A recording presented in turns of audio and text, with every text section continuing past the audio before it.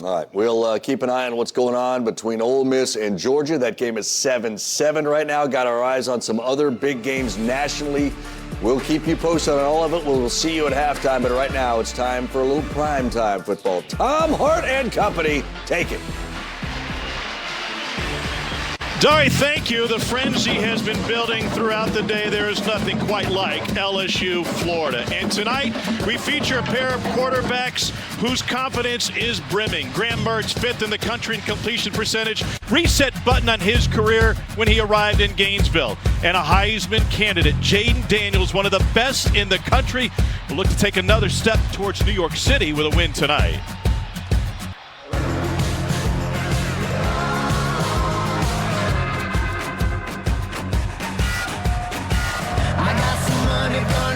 In my pants, and I've been wearing down the bones in my hands. I'm getting off and yeah, I got me some plans. I got this fever burning inside. I got this fever getting me high. Oh!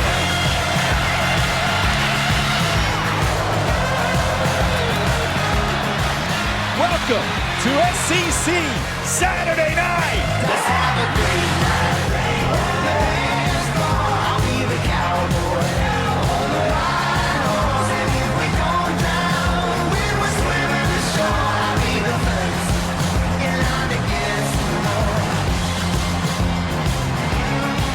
A night game in Death Valley, nothing better. This is SEC Saturday Night, presented by T-Mobile 5G Home Internet. A sellout crowd tonight at Tiger Stadium to see the Florida Gators and the 19th-ranked LSU Fighting Tigers. This is a series that never disappoints, and Brian Kelly's team still has plenty of their goals in front of them. Here come the Tigers.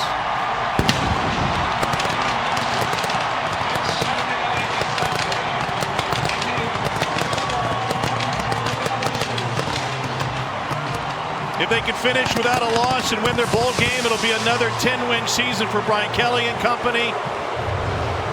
In a series that has been downright absurd. They first met in 1936, and it is dead even, 33 wins apiece with 3 ties, and a series in which you can expect the unexpected. No question about that. Welcome to this sellout crowd. Tom Hart, Cole Kubelik. We've got Alyssa Lang down on the field. And what we have tonight in LSU is one of the best offenses in college football, led by a true Heisman candidate in Jayden Daniels. But he needs to continue to win and have this team continue to win if he wants to take home the hardware. Well, he'll get a logo win tonight against the Florida Gators if they can find a way to take this one home. And like you said, Tom, closer to a Heisman trophy. This young man has been dynamic. I would say he's been the most difficult player to defend in college football. Say what you want about the Heisman trophy. Leader in total yards in all of college football. Second in total touchdowns. Where he's changed from a year ago, that ability to get through his progressions, not having to rely on tempo and pace, has made him almost unstoppable. Daniels had to deal with some hardship, a limited week coming off of concussion protocol. He did not practice Tuesday.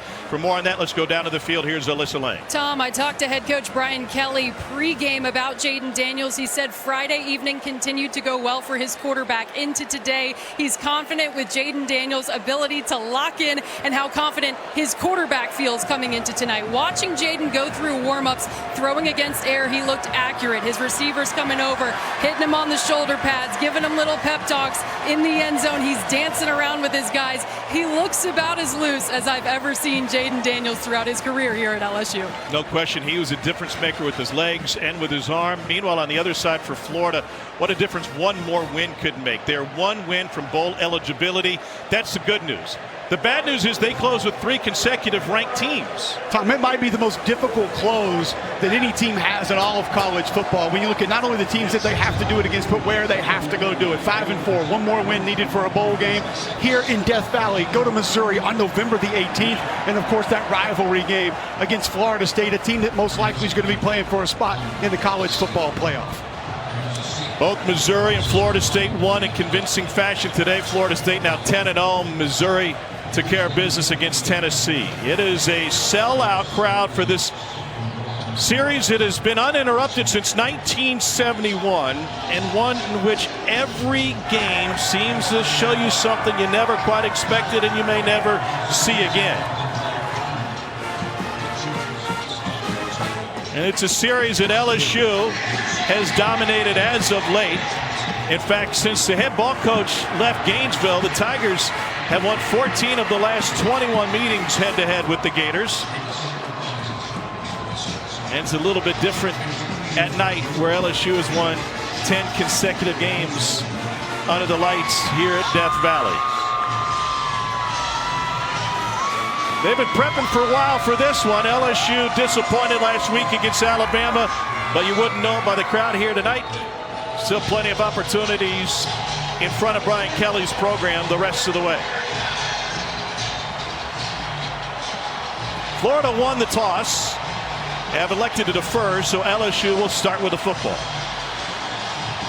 Trey Smack will put it on a tee and get us started tonight in front of 102,000.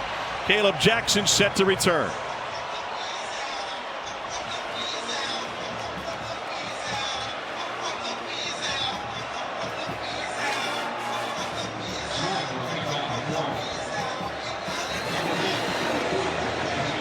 Gators coming off of a disappointing loss at home to Arkansas. They've got something to prove.